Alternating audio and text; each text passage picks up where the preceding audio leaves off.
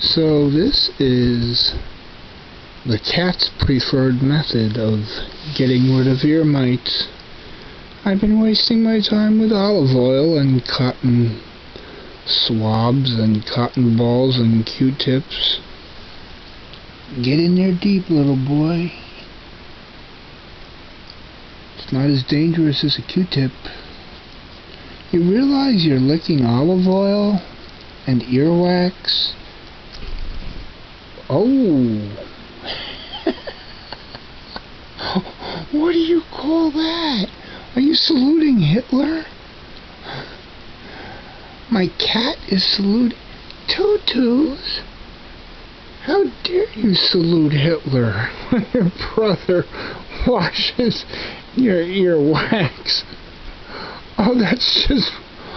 Oh, look at this. It went from love and grooming to what the hell was that?